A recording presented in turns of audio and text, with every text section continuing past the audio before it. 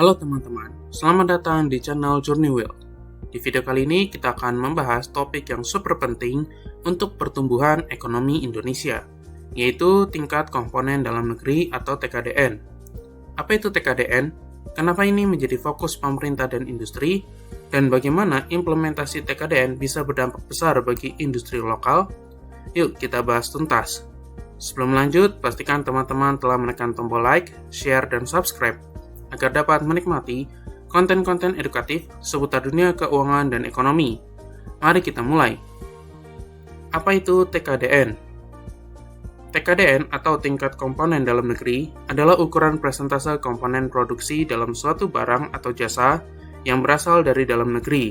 Jadi, semakin tinggi angka TKDN, semakin besar kontribusi bahan baku, tenaga kerja, dan teknologi lokal dalam proses produksinya. Kenapa ini penting? TKDN sebenarnya adalah strategi untuk mendorong pembangunan ekonomi nasional, menciptakan lapangan kerja, dan meningkatkan kemandirian industri dalam negeri.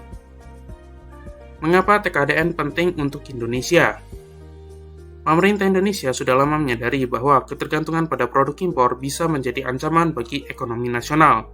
Dengan TKDN, kita bisa, pertama, mengurangi impor, di mana produk dalam negeri lebih diprioritaskan. Kedua, meningkatkan daya saing industri lokal, di mana industri lokal diberi kesempatan lebih besar untuk berkembang. Ketiga, menciptakan lapangan kerja. Dengan menggunakan bahan baku dan tenaga kerja lokal, otomatis banyak pekerjaan baru yang diciptakan. Nah, langkah ini sejalan dengan visi pemerintah untuk mencapai Indonesia mandiri dan maju secara ekonomi. Aturan dan kebijakan TKDN di Indonesia. Untuk mendukung implementasi TKDN, pemerintah telah menetapkan berbagai kebijakan.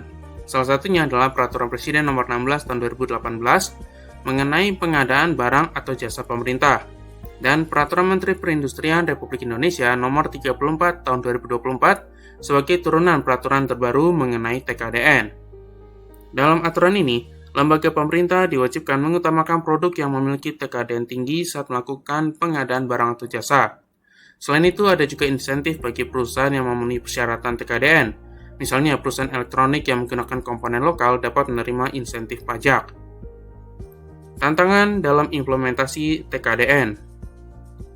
Meski terlihat menjanjikan, implementasi TKDN juga memiliki tantangan.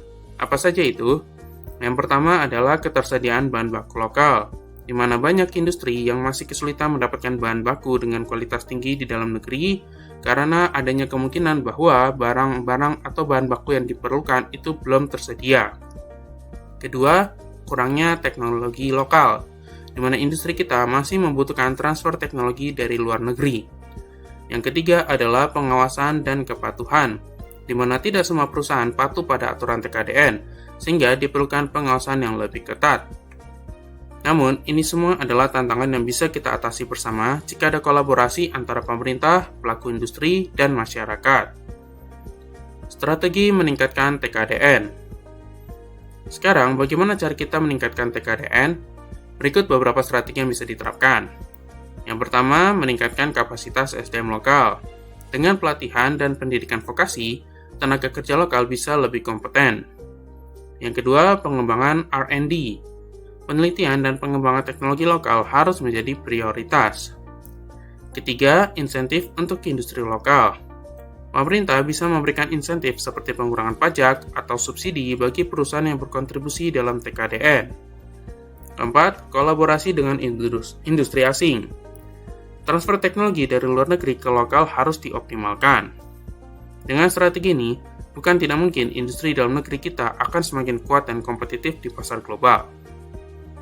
Dampak positif TKDN untuk industri dan ekonomi Indonesia. Nah, apa sih dampak positif dari implementasi TKDN? Pertama adalah pertumbuhan ekonomi nasional. Dengan berkurangnya impor, uang yang biasanya keluar bisa diinvestasikan di dalam negeri. Yang kedua, kemandirian industri, di mana Indonesia tidak lagi bergantung pada teknologi dan bahan baku impor. Yang ketiga adalah lapangan kerja yang luas, di mana terdapat lebih banyak pabrik, lebih banyak pekerjaan yang dibuka. Keempat adalah pengembangan infrastruktur lokal.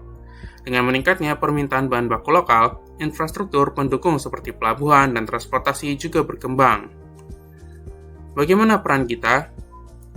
Sebagai masyarakat, apa yang bisa kita lakukan untuk mendukung TKDN? Yang pertama adalah dukung produk lokal dengan memilih produk dalam negeri saat berbelanja.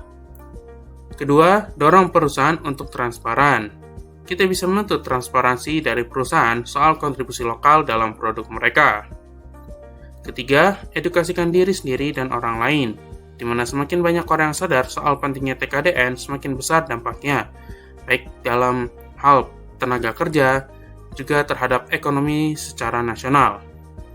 Jadi itulah panduan lengkap mengenai TKDN dan bagaimana peran pentingnya dalam pembangunan industri dan ekonomi Indonesia. Yuk kita bersama-sama mendukung penggunaan produk lokal dan memajukan bangsa. Kalau teman-teman suka dengan konten ini, jangan lupa like, komen, dan subscribe supaya kita bisa terus membahas topik menarik lainnya. Sampai jumpa di video berikutnya.